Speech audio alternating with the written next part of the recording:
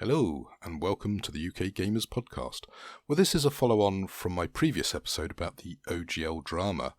And as I said back then, there are all sorts of issues in play around the moves by Hasbro to try and monetize and wall off D&D from the community. And it would seem as a reckless power grab, a betrayal of trust, and just pure corporate greed. And this has caused a massive backlash in the role-playing community, particularly, obviously, by D&D fans, but also beyond the core.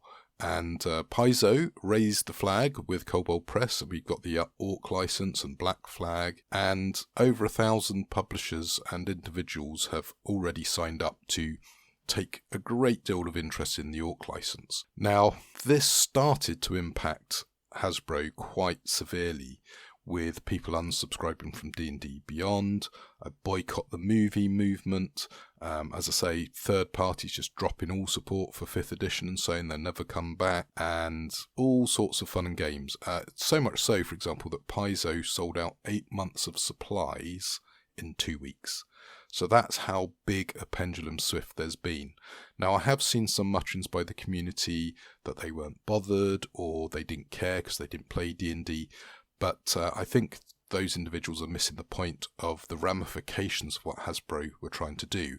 And I wouldn't be surprised if via back-channel communication, people like the EFF, Oracle, or anyone involved in any form of open license, Creative Commons, etc., basically gave the nod to Hasbro that what they were doing was not only dangerous but foolish and could risk a huge amount of the world basically turning against Hasbro and suing them big time. Also, I think a lot of the investors started to get twitchy because the stock price started to get hit.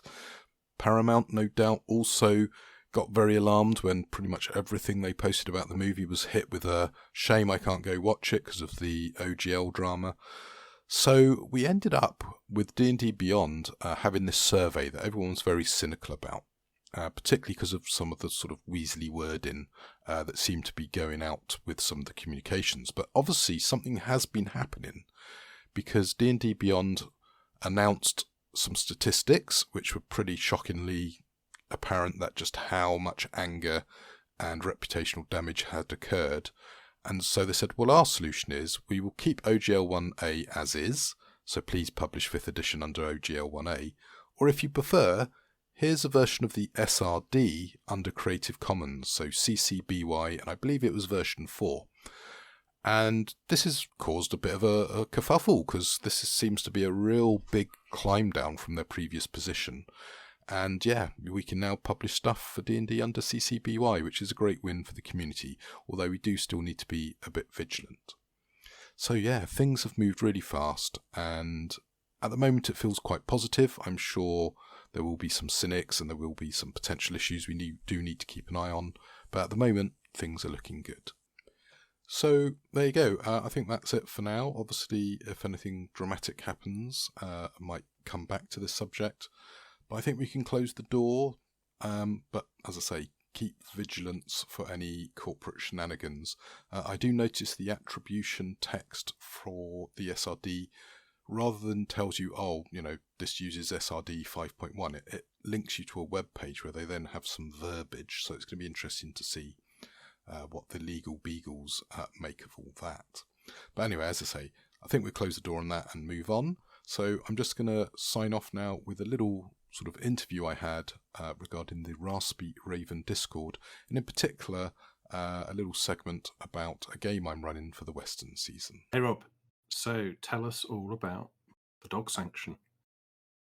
Oh, well, the Dog Sanction is actually one of my Mad D Sanction mashups.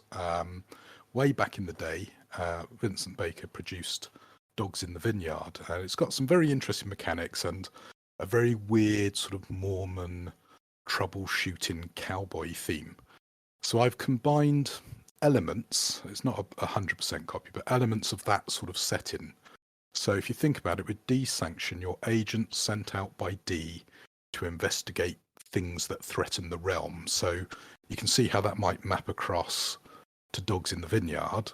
And I've also taken the concepts of the 7 deadly sins and virtues and used that to sort of map across to like people who are trying to do good, maybe by doing bad things, because obviously in the Wild West, people might be sinning, and you might choose the best solution to that is to have a lynching. Well, that's potentially a sin. So that's sort of the rough idea. And yeah, I've actually got an adventure for it, a town called Malice.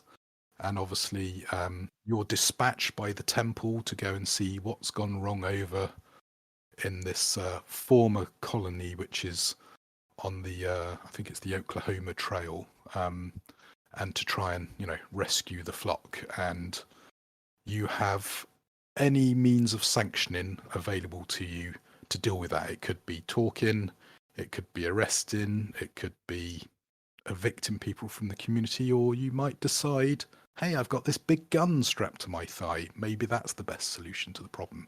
So as I say, it takes inspiration from both games, but I think it's, if you're expecting just desanction rules with 100% pure dogs in the vineyard setting, might be a little bit different. So there you go. That's what I've done, and hopefully how it's going to work. Sounds excellent. And where can we play this game? Well, you might know a guy called Jim. I know you do, Jim, because it's you. And it's available over on the Raspberry Raven Discord. Jim posts about it on Mastodon and Twitter, and I'm sure you, as the person I'm talking about, Jim, can tell the listeners more. Yes, if you follow myself, JWMK, on Twitter, or the dice.camp Mastodon, then you will see there's a link to sign up for this game. And I think, Rob, when are you actually running this? This is going to be, is it Tuesday, the 14th of March? That sounds about right. I'd have to scrabble for my diary. It's actually looming up pretty soon. Although, yeah, there's quite a few games I notice we're running, because you have this wonderful idea of seasons. And yeah, it's part of the Western season, and that date does sound right. I'm just desperately looking for my calendar to confirm you've got it right. But yeah, it's going to be run on Discord, basically for voice. It's going to be sort of a theatre of the mind. But I do have a Foundry instance that I'm going to use just for some pretty pictures and maybe some handouts, and for a shared dice pool roll-in. Toying with the idea of music and sound effects, but probably not going to do too much of that, because as I say, I do try, and even when I'm using a virtual tabletop, to do mostly theatre of the mind, because obviously I think that works much better, particularly for a game like this. And yes, I've got down here the 14th of March, which is a Tuesday. Yeah, so if you fancy joining Rob in his game, you can sign up. As I said, follow myself on Dice Camp, JWN UK or Mastodon, or JWM UK on Twitter. And there's plenty of other games as well. We're running Western-themed games across the whole of March. So there's some real interesting stuff there. Owl Hoot Trail, run by Paul Mitchener, who is famed for being the designer of Liminal, the RPG, and Out of the Ashes, as well as some older games, Wild West from Fantasy Games Unlimited, and Paul Baldowski is going to be GMing that. He is linked back to Rob's game. He is the designer of the Desanction, as well as the Cthulhu Hack. And we have games like Deadlands. We have some of the new hot games like Frontier Scum, which is a Morkborg derivative. And we have smaller indie games as well, such as Clink and We Deal in Lead, and right the way back to some of the first Wild West games like Boot Hill as well. So, yeah, looking forward to it. Join up, and hopefully we'll see you in a game soon. Yeah, it sounds really good. It's going to be some rootin', tootin' fun. And I think on that, before any more dad jokes come out, I think we call it quits. So till the next one, happy gaming.